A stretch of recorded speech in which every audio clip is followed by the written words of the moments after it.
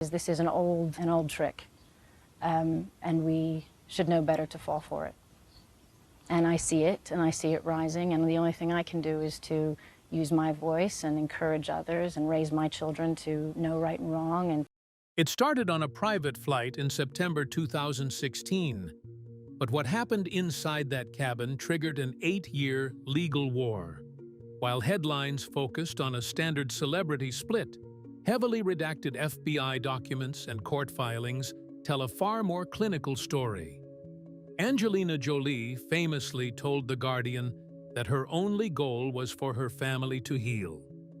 Yet, personal disputes kept them locked in court until 2024. What actually happened on that plane? The flight that changed everything. It wasn't a press release or a staged paparazzi moment. It was a private jet cruising at 30,000 feet in September 2016. And what happened inside that cabin completely rewrote the next 8 years of their lives. You probably remember the headlines calling it a messy Hollywood split. But the actual paperwork tells a much darker story. When NPR broke down an October 2022 court filing, the language wasn't vague, it was brutally specific. The document alleges that during that flight, Brad Pitt grabbed Angelina Jolie by the head, shook her, choked one of their children, and struck another. Those are the exact words from the filing. That's not a marital disagreement. That's a physical crisis, trapped in a metal tube with nowhere to go. The public narrative collapsed the moment the legal documents surfaced. Here's where the timeline gets complicated. CNN reported in August 2022 that the FBI had actually investigated the incident, compiling a formal report that was later heavily redacted. A federal investigation, which is just government speak for agents interviewing witnesses and collecting sworn statements, doesn't get opened over a shouted argument. It gets opened when someone alleges physical injury. The October 2022 filing lays out those allegations with exact verbs and clear targets, pulling back the curtain on what really happened at 30,000 feet. The paperwork doesn't leave room for interpretation when it lists physical contact like that. Now, does a filing automatically prove every single claim in a courtroom? Not on its own. Legal documents are accusations until a judge weighs them, but the specificity here changes the entire gravity of the story. This wasn't about conflicting schedules, it was about safety. Consider how strange that gap actually is. 6 years passed between the incident on the plane and the public seeing any real detail about what allegedly happened inside it. For 6 years, the world assumed this was a normal, if messy, celebrity divorce. Custody disagreements, money disputes, the usual tabloid noise. Nobody knew there was a redacted FBI report sitting in a file somewhere, or that a formal federal investigation had even taken place. That silence wasn't an accident. It was the result of sealed records, private settlements, and a couple with enough resources to keep the most damaging material out of the public eye for years at a time. And that detail changes everything about how you read the years that followed.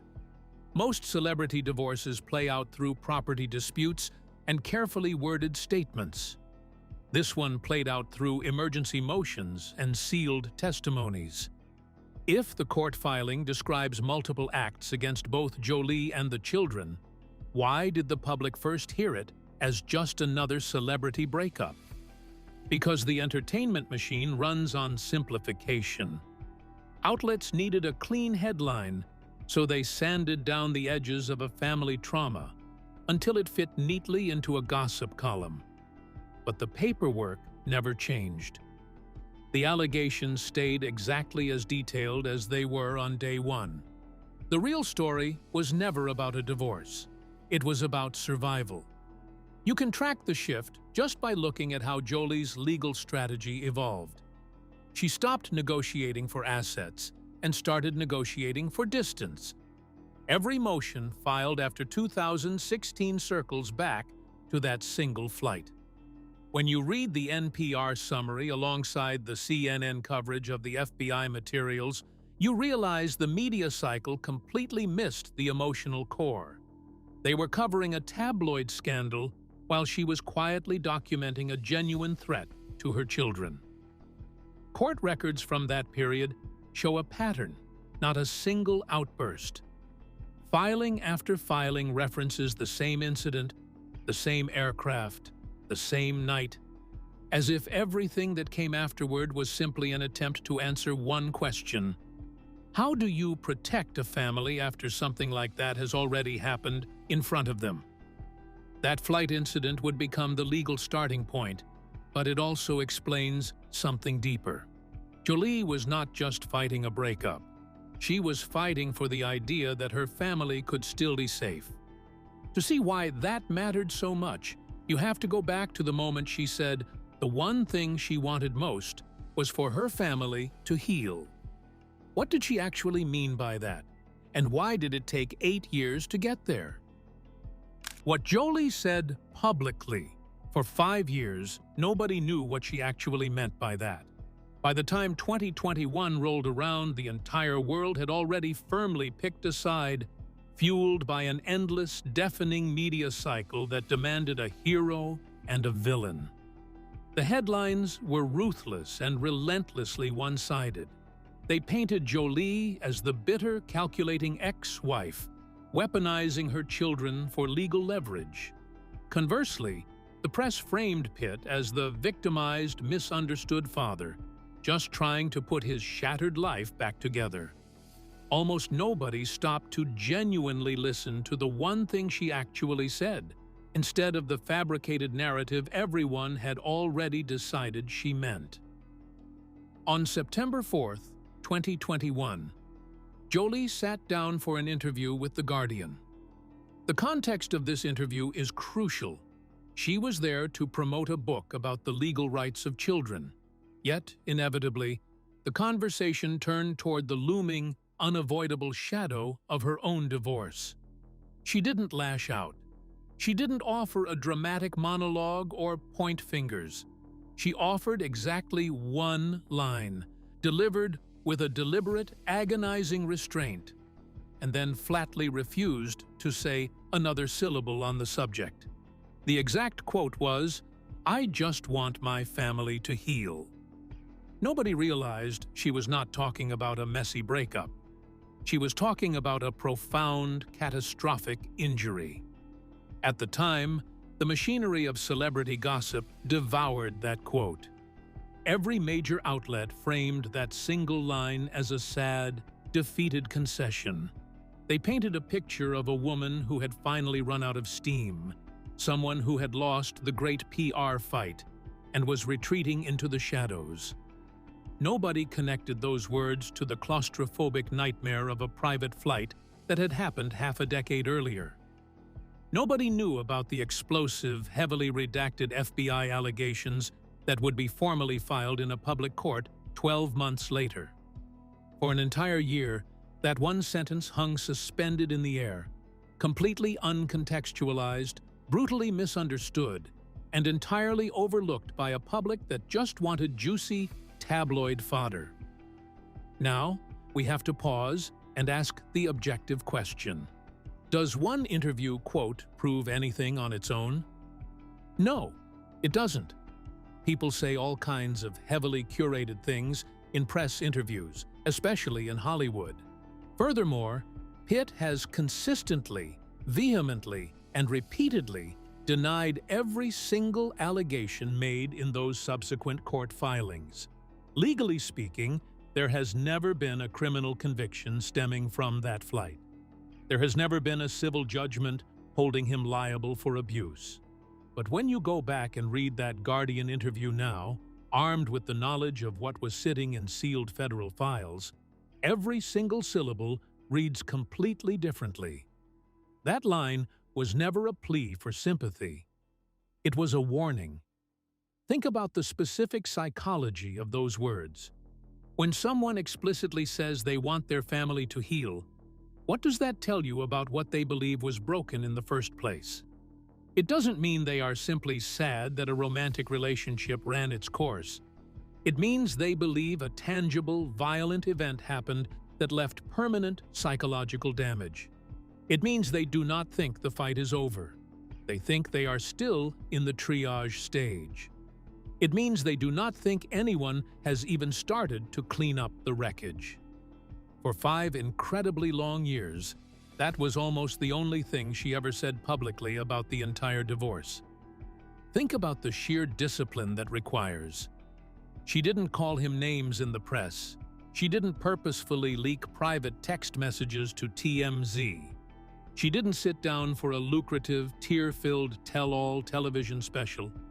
Every single time a reporter pushed her for more details, every time a vicious headline called her unreasonable or unstable, she absorbed the blow and just quietly circled back to that exact same line. "I just want my family to heal." Most people wrote that off as generic, focus-grouped PR spin. Frankly, most people still do.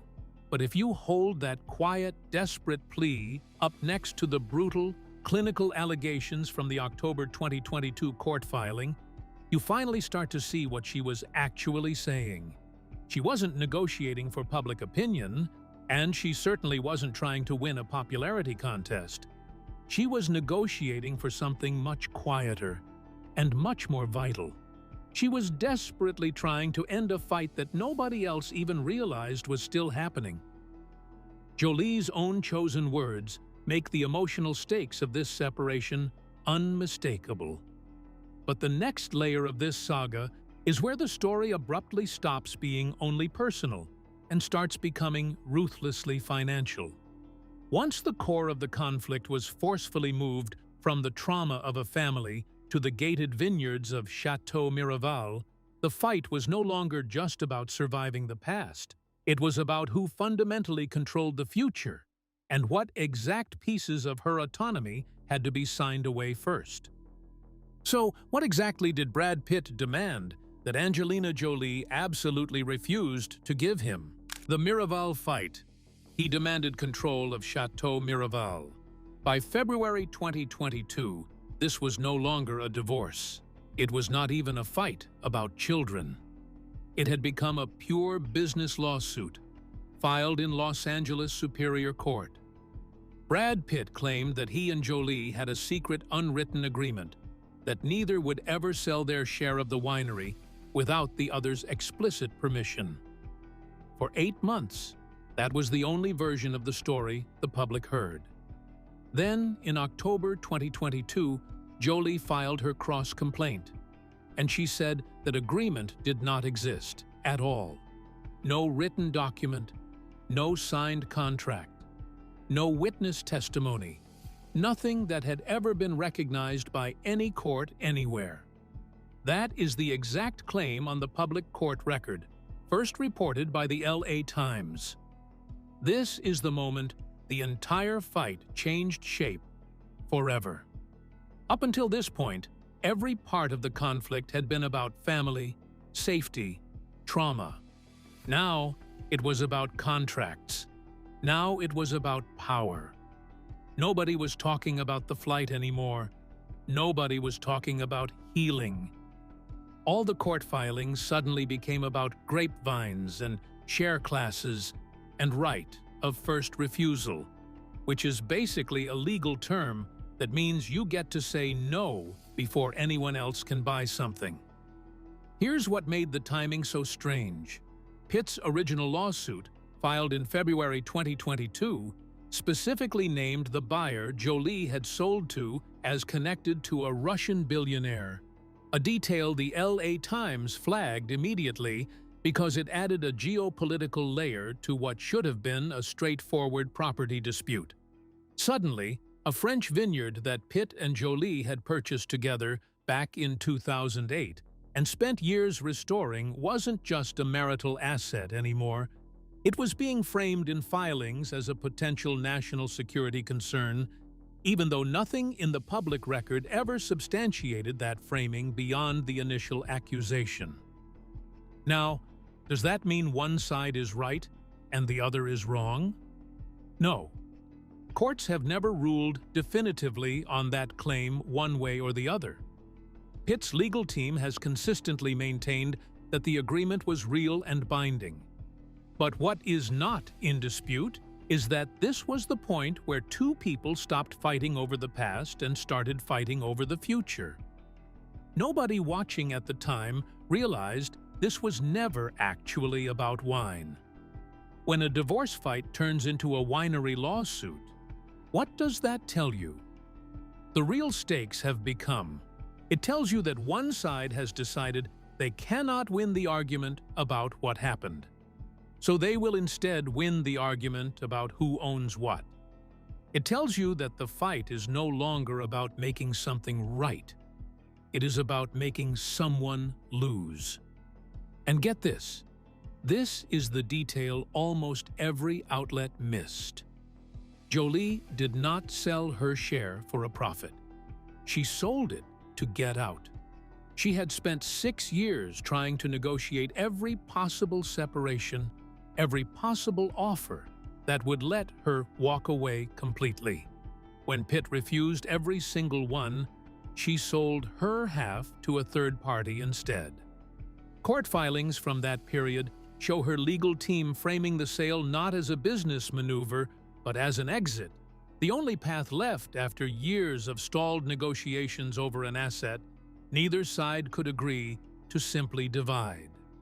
That is why the lawsuit got so bitter so fast. It was never really about the winery's valuation, which outside estimates placed north of $160 million. It was about the fact that for the first time in 6 years, someone had done something Pitt did not approve of. For the first time, he did not have control over the next move. Every filing that followed reads less like a business dispute and more like a fight to reclaim that control, one motion at a time. The Miraval dispute shows the breakup had become a battle over property and power, but it still does not explain why this story lasted so long. The last piece is the one that closes the arc.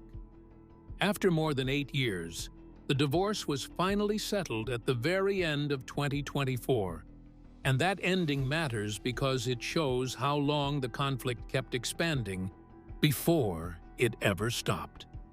What did both sides finally agree to give up after 8 years of fighting? The 8-year ending. Nobody won. On December 31st, 2024, a one-page filing was submitted to the Superior Court of California in Los Angeles County. CNN broke the news 3 hours later. After 8 years and 1 month, the longest and most public celebrity divorce of the 21st century was over. No press release, no statement, no victory lap from either side. Just a single line confirming that a full written settlement had been agreed on all terms of property and support. There was no winner. Every outlet immediately started trying to figure out who got what, who got the winery, who got more money, who came out on top. Almost nobody stopped to count the number. 8 years. That is longer than the entire marriage itself. That is almost the entire childhood of their youngest child. That is 1/3 of an entire adult lifetime spent in court. Now, does this settlement prove any of the allegations made in any of the filings? No. All of those claims remain unproven in court. Pitt has never been charged with any crime. Pitt has consistently and repeatedly denied every single allegation made against him. None of that was ever ruled on. None of that will ever be ruled on. The only thing anyone ever proved is that you can fight for 8 years over absolutely nothing. If a fight takes more than 8 years to settle, how much of the damage was already happening long before the court papers were signed? By the end, there was nothing left to win. There was only stopping. Every single thing both sides had fought over had already been destroyed. The reputation, the trust, the family. the winery that they had built together. All of it was already gone long before the final signature went on the page. Here's the thing almost nobody has said about this ending. When this started, everyone had an opinion. Everyone picked a side. Everyone knew exactly who was right and who was wrong. 8 years later, almost nobody can even remember what they were originally fighting about. The public moved on. New scandals replaced old ones. The same outlets that ran breathless headlines in 2016 barely posted a follow-up when the case actually closed. That is what a war of attrition looks like when it plays out in a courtroom instead of a battlefield. It doesn't end with a verdict. It ends with exhaustion. You can go back and read every headline from 2016. You can read every court filing. You can read every interview. And at the end of all of it, the only undisputed fact is that two people got on a plane one afternoon in September and got off 8 years later. Everything in between, the FBI report, the winery lawsuit, the sealed motions, the public statements about healing, all of it happened while a family kept trying to figure out how to exist on the other side of a single incident. By the time the settlement was filed, the story had traveled from a private jet incident to a full legal record of family conflict, asset disputes, and public statements about healing. That is what makes this story matter in a grounded way. Jolie's most important revelation is not a single sensational quote, but the long chain of events that shows what that conflict became. And that leaves one last question that nobody has ever really asked. What do you do when the thing you were running from ends up being exactly the thing you spent 8 years fighting? So that's the real insecurity. Not jealousy, not vanity, but the fear that her family could break and never fully heal. A 2016 flight, a 2022 winery dispute, and an 8-year court battle turned that private fear into public record. What does it say when a family crisis becomes legal evidence? If this kind of grounded, source-backed deep dive is what you're after, subscribe for more, and tell me in the comments which detail actually surprised you.